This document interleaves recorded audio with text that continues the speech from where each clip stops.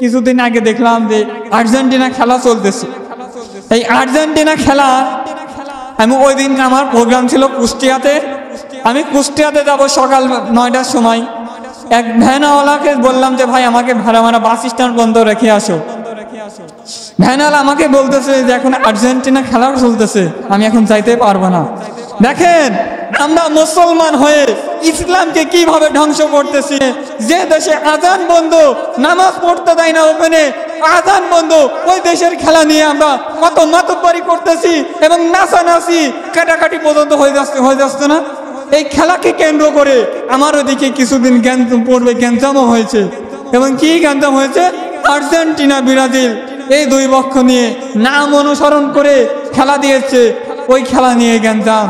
ও আমার যুবক ভাইরা, দিলের কানটা লাগায় শোনো, তুমি যদি আজকে অবস্থায় মৃত্যুবরণ করে চলে যাও, আল্লাহ পাক রব্বুল আলামিন তুমি ওই জান্নাতে তো যাইতে পারবে না, ওই জাহান্নামে তুমি, ওই আর্জেন্টিনা যদি জাহান্নামে হয় তুমিও জাহান্নামে চলে যাবা।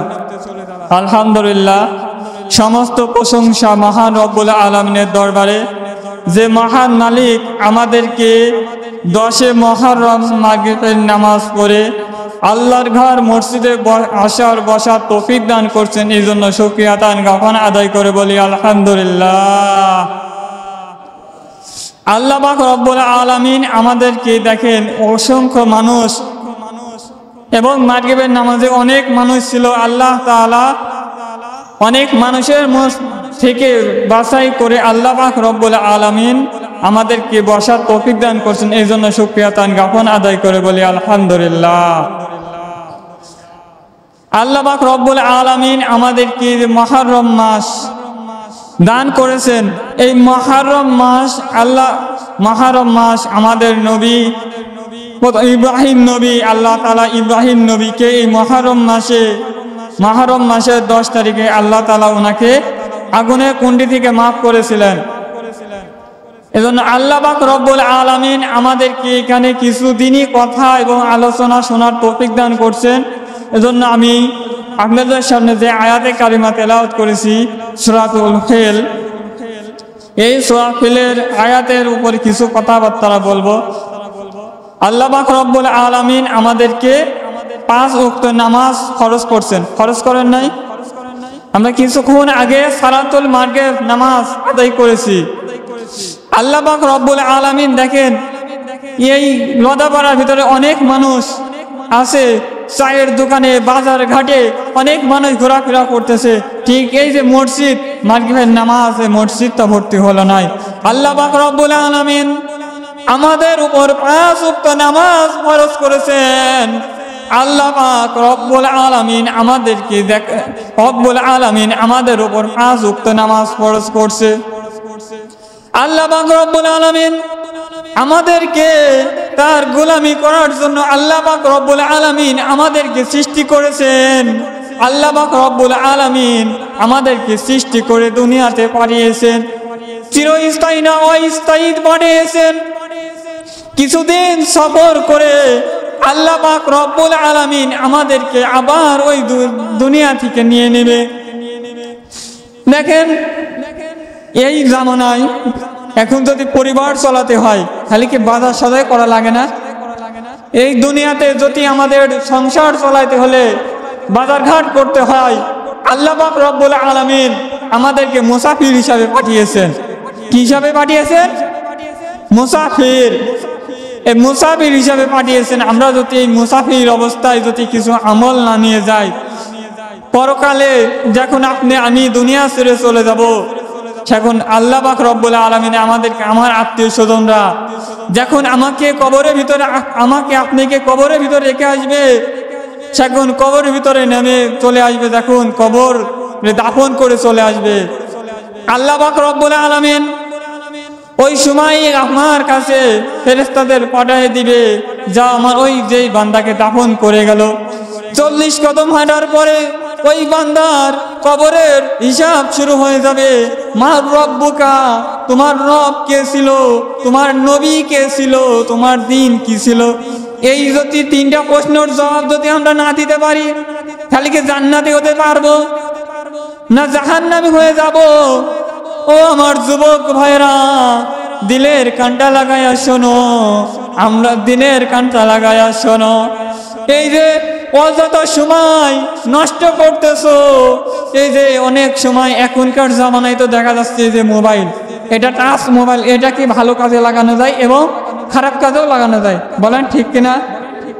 এজন্য এই যে এইটা আমরা এখন অনেক যুবক ভাইদেরকে দেখা যায়।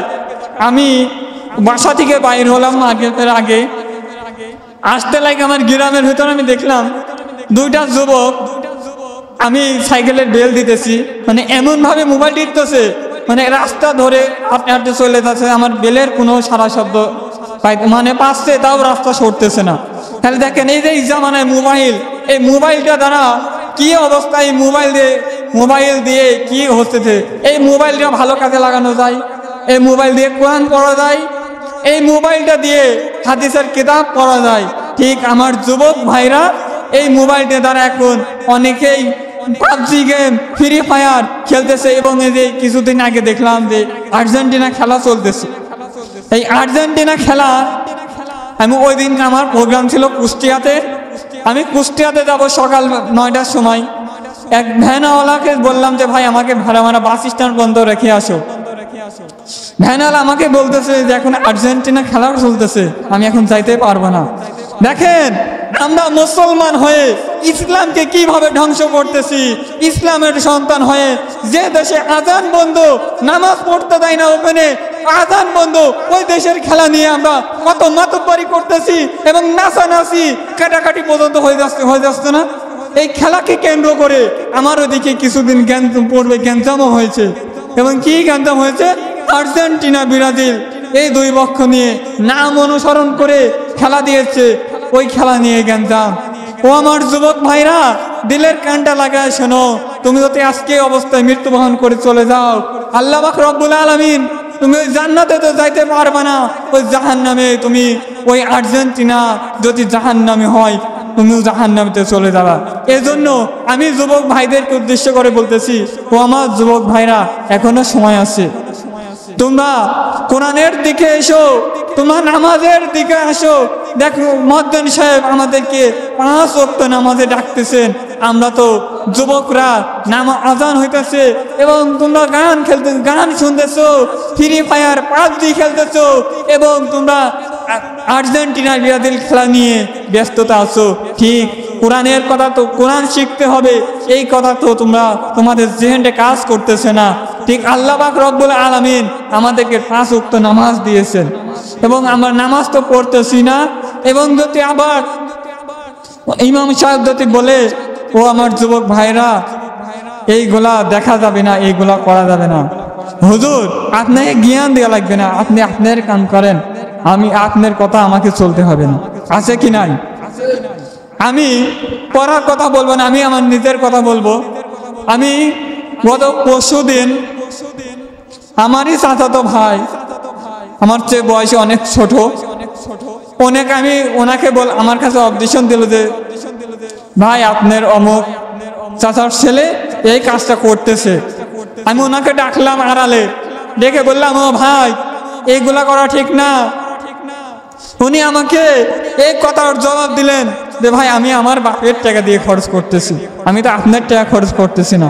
আচ্ছা বলেন দেখি, ওনাকে আর কিছু বলতে পারবেন? ওনাকে আমি আর কিছু বলার রাস্তা রাখলো না। এখনকার যুবক ভাইরা তোমরা খেলা নিয়ে পাগল, নিশার দিকে পাগল। এজন্য আমি তোমাদের উদ্দেশ্য করে কিছু কথা বলবো এবং আমি একটা ঘটনা বলবো এবং ঘটনাটা ভালো করে শুনবেন। বিশ্বনবী জনাবে মুহাম্মদ রাসূলুল্লাহ সাল্লাল্লাহু আলাইহি সাল্লামের জামানায় এক সাহাবী ছিল। সাহাবীর নাম কেউ জানেন? আব্দুল্লাহ আনসারী রাদিয়াল্লাহু আনহু। আব্দুল্লাহ আনসারী রাদিয়াল্লাহু আনহু উনি খুবই গরিব মানুষ। বিশ্বনবী জনাবে মুহাম্মদ রাসূলুল্লাহ সাল্লাল্লাহু আলাইহি সাল্লাম যখন মসজিদে নববীতে আসতেন নামাজ পড়ানোর জন্য, বিশ্বনবী জনাবে মুহাম্মদ রাসূলুল্লাহ সাল্লাল্লাহু আলাইহি সাল্লাম নামাজে আসতেন।